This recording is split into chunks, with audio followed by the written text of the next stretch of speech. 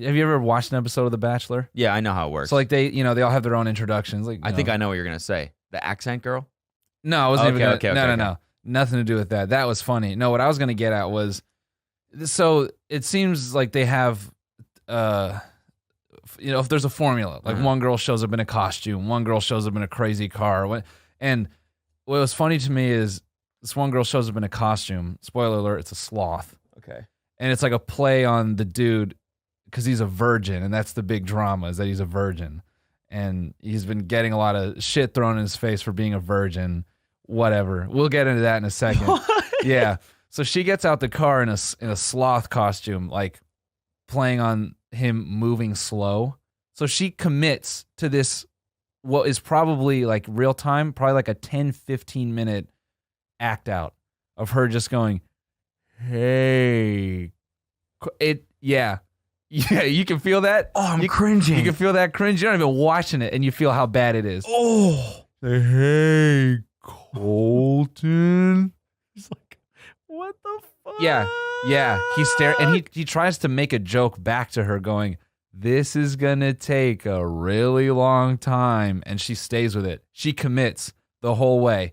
That's the only way to do that, though. Mm-hmm. You can't give up halfway because that's even more cringe. Yep. Once you're in it, you just got to do it. And she does it all the way until like she hugs him and then she rolls out. So then at some point she gets voted off first. Yeah. He's like, first episode. Imagine she gets like 10 feet away from him. He turns to the producer. She's out. She doesn't even. You just send her back. doesn't even get to the rose ceremony. He's like, nah, she's done. That was weird as fuck. I don't know what. Why was that? Why did you guys let her do that? That was so weird. She's off. Just goes a little Zane on. Why the fuck would you do that? She's like, oh, it's because like, you know. Why the fuck would you do that to me? I mean, it was just supposed to be like a light sort of. It was just a joke. Get out. Like, get out. It was nice to meet you. So, bro, she crawls up in this tree, and they had so many sound bites of these girls going, "Oh my God, the sloth girl's in the tree. No, she is not. Oh my God, things are getting crazy." And I said, "No, they're not. Someone's just in a costume in a tree. That's not crazy." So it was still part of the bit. Still part of the bit. So she stayed in the costume after character, the intros. In like while the girls were funneling into the house, and then she like stayed up in the tree. Then eventually goes, "Oh, you want to come down from there?" And then she like takes off the mask, and it's like how she was getting his attention to like be memorable, which is good strategy. It worked. But you know what I'm saying? Crazy boring people. Yeah, that's a weird boring thing. That's a weird boring crazy thing to do. Yeah, and to your point, I'm saying everyone in that house going like, "Oh my God, this is crazy." I'm like, your fucking life sucks if you think someone in a costume in a tree is crazy. That's not crazy. You know what crazy is? Like someone like doing 10 rails of coke out of somebody's ass and then walking in the next room and then like kissing his girlfriend. That's crazy. Yeah, you know what'd be crazy? If some girl just pulled up in those intros and just dropped his pants and started sucking his dick. That would be crazy. That would be crazy. He's like, whoa, just sexually assaults him right there. She's through. Final rose, please. Final rose. They wheel out the golden buzzer like America's Got Talent. He proposes. Just advances her right to the final right there. No, he proposes right there. Oh. God. Oh, Jessica, we've had a fantastic 30 seconds together. I just want to know, will you spend the rest of your life with me? A very virgin thing to do. So, bro, dude, there was so much that happened. I'm like, this show is... To me, this is not rooted in anything, but I felt like the producers to that show were like, "Oh fuck, Love Island's coming to America. We got to try to turn up as hard as we can because we're gonna lose viewers." Oh yeah. So they changed the format of the show where because the first episode is always like 2.5 hours. It's always stupid long. That's what I mean. Like stupid. They take this shittiest stuff and stretch it out. They're just milking these not funny people. Oh yeah, and then for fucking ad revenue. They never have any like real drama. Like they always take drama. It's one big. It's like a B-level YouTube vlog. Like they bait you with some shit, and literally what's in the title never happens. Yeah.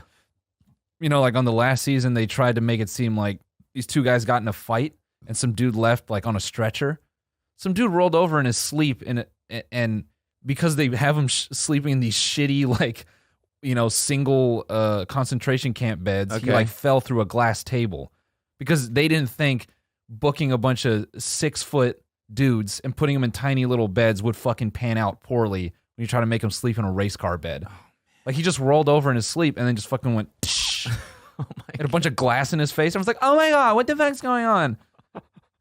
Yeah. That's kind of dope. That is kind of dope. That's but like, hardcore. That's what they should have put in the trailer. Like, well, they should have intentionally did that. You know what I'm saying? That's the thing, is that the only thing that actually interesting that happens, it was an accident. Yeah, right. They should have put glass everywhere.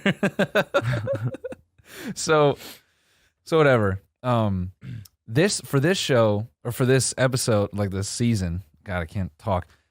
They had all these people. Dude, this is the goofiest fucking shit I've heard of in my life. They had all these people come to the Fonda Theater, and they try to make it into like a party. So the people like standing around, and they're shooting it with like the guy Chris, like, oh, what's up, Bachelor Nation? It is popping off in here. It's getting dumb litty in here, Bachelor Nation. He hit one of those. Like, he hit like a super dated phrase like that. I was like, oh yeah. What? Oh, God damn it. Hashtag every day we lit. Yeah. It was something where he dropped it and Alina like was eating. She goes, did that motherfucker really just say that? And so, whatever. It is going absolutely sicko mode in here, Bachelor Nation. Talk about Mo Bamba. So, dude, it's like, it's a standing party, and he goes, we're doing things a little bit different for this Bachelor season kickoff because it's going to be the most dramatic season you've ever seen. They say this literally every season. Okay. The past 3 I've watched, every time. Mm. So there's a big screen behind him, and he goes, we're doing things a little bit different here. We want to cut over to Lansing, Michigan. And they cut to a broadcast of a house party with 2 like former Bachelorette contestants. It's like 2 guys and a bunch of just pent up married women, like horny as extras, just like standing in this house. And there's like a couple hosting this Bachelor season kickoff. It's this awkward house party of like 30 people. And then these 2 dudes that are like, dude, this guy, get ready for this. He goes, what's up, Chris? Oh my God. First of all, it's only 30 people. You know what 30 people looks like in a room. It's not that many. You also can't even make that look like it's a lot of people on camera. Not. It's not. Yeah. And especially in a house, there's not enough depth. Like, it just looks like a wall of people. It ends up looking like a dodgeball line. It's not that cool. So he goes, Red Rover. Yeah.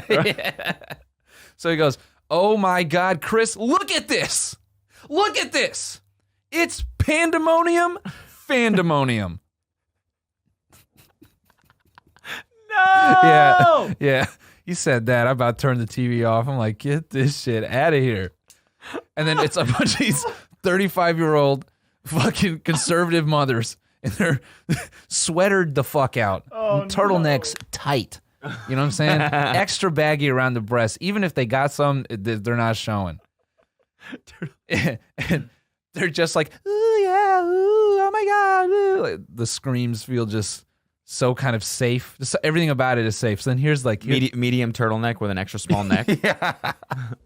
So then he says some more goofy shit, and then Chris goes, wait, I got to stop you because I got to cut over to my other friends out in fucking Austin, Texas. And it's just a bunch of people standing out in the cold with Bachelor signs.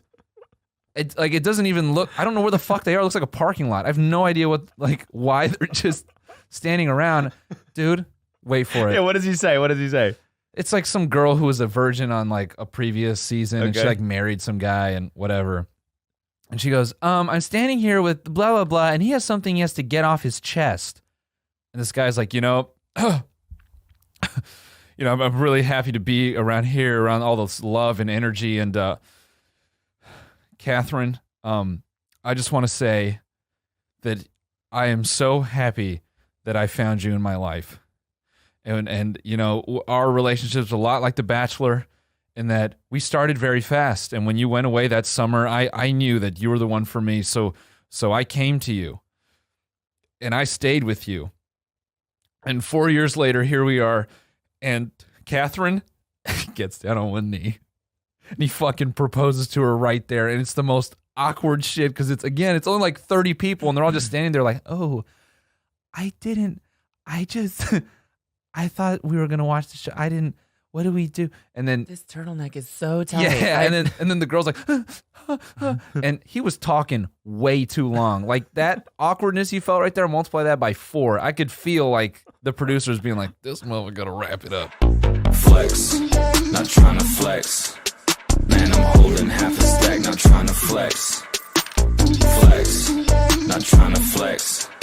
Take your bitch to Nordstrom Rack, that's not a flex.